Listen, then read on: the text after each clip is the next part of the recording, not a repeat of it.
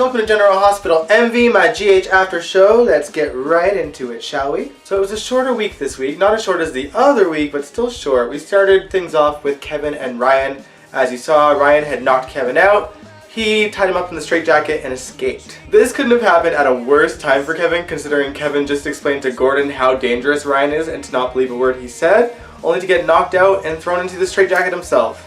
Eek. I gotta hand it to John Lindstrom. He plays creepy quite well. I feel like this is gonna be one of those stories that they show once a week and it's gonna drag on forever, but I just want the action to happen now. I want to see him interact with Laura and Lucy and of course Felicia and see how long it takes them to figure out that he's not Kevin. Up next we have Lucas and Brad. Good news for them, I guess. They get to keep the baby. The mom changed her mind, I'm assuming thanks to Julian's words to her, and they get to keep him, even though it's not really theirs to keep. Poor Michael. Anna and Finn are back in Port Charles, and Anna's going to do whatever it takes to make peace with Peter, but he's just not having it at the moment. Anna also found out from Griffin that he knew about Peter's identity before she did. Of course, he didn't know at the time that was her son, but he knew that she was looking for Heinrich. Thankfully, Anna was understandably forgiving towards him. I mean, they've all made their mistakes. Of course, Anna has herself.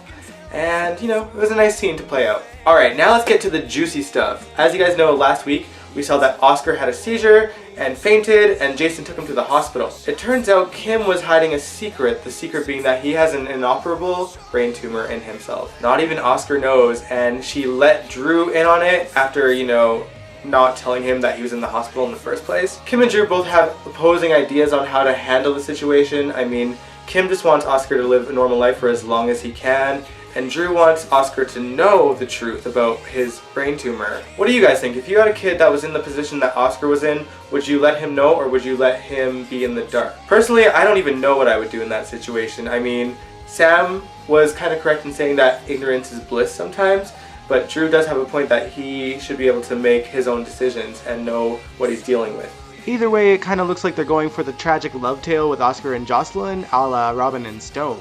Of course, another big storyline is that they are still looking for Nina's lost child. Curtis went to New York seeking some answers that he didn't get, unfortunately, not because the guy wouldn't cooperate, but that there just wasn't any answers. However, they know that there was a nurse hired and a doctor that delivered the baby, so we should see Curtis hopefully figuring out, you know, a path to lead to her child soon. Jordan was actually there too, but she was on a side mission to track down Stella's long-lost lover. Jordan is meddling, but at least it's from the heart, I think, or she just wants Stella to leave them alone. Anyway, Nina's dealing with the fallout from her mother's death. She has a funeral that no one attended but herself and Maxie, and a homeless person who actually turned out to be Dr. Liesl Obrecht. I did not see that one coming. I was wondering who that homeless person was, and I didn't even suspect that it could be Liesl. Homeless outfit on fleek. Anyway, a day passes and Nina gets a box from her mom's lawyers. In this box contained a lot of things from their childhood, including pictures of her and baby Jay, some clothes and some riding gloves, but the most special thing to Nina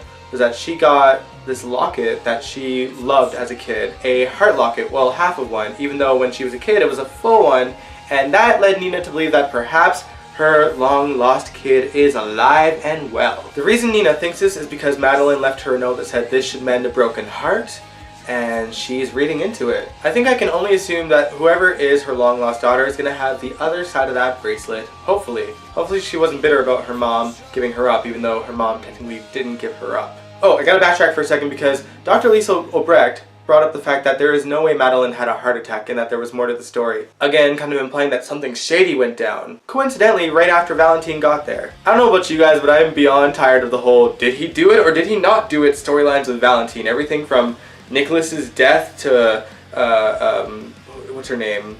Claudette's death and everything else. They always imply that Valentine does something, but they always leave enough leeway to be like, well, maybe he didn't, maybe it was someone else or something else. Drives me nuts. Alright, now moving on. Kristina left to go say goodbye to Parker and came back to move back to town permanently, and the first thing she does is tries to get a job with Julia and Jerome.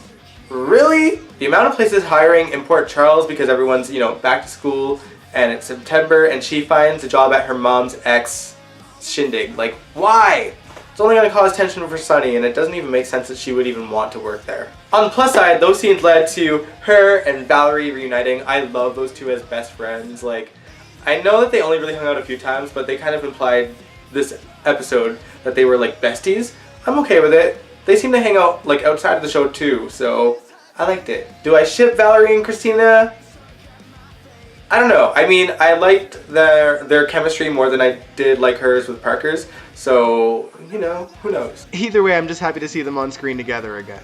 Last but not least, Mike is about to make a whole lot of problems for Sunny. Sunny sends Mike to the doctors with his security team, who kind of suck at security because he somehow managed to escape and go to Charlie's pub into the basement. It looks like he's trying to break a pipeline of some sort, and that can only mean trouble. This guy, I tell ya, he's trying to look out for his son still, and it's just, it's making things worse, and he probably knows it. Just let your son do his thing, Mike. I have a feeling next week is going to get pretty intense. Alright, so that was This Week in Port Charles. Let me know in the comments below what you thought of this week's shows. Before I let you go, we have some sad news in the GH community. Susan Brown, who played Gail Baldwin, has passed away. You know, that was Scott Baldwin's mom, and as you guys know, Scott Baldwin's dad also passed away in real life just not like a few months ago. So I wonder if they're going to bring it up on GH again. I'd love to see Serena Baldwin back again, and this is a good excuse to maybe bring her back on the show permanently, because I think she was living with Gail. Pretty sure. My condolences go out to the family and friends of Susan. You will forever be in the hearts and minds of all the people that loved you. Alright, but I'm going to end the video here. If you like this video, give it a big old thumbs up, and subscribe if you want to. I do these videos every Sunday. Oh, also before I let you go, I am doing an American Horror Story after show on Wednesday nights / Thursday mornings. So if you are an American Horror Story fan, join me this week, okay? Alright, I will catch you guys next time.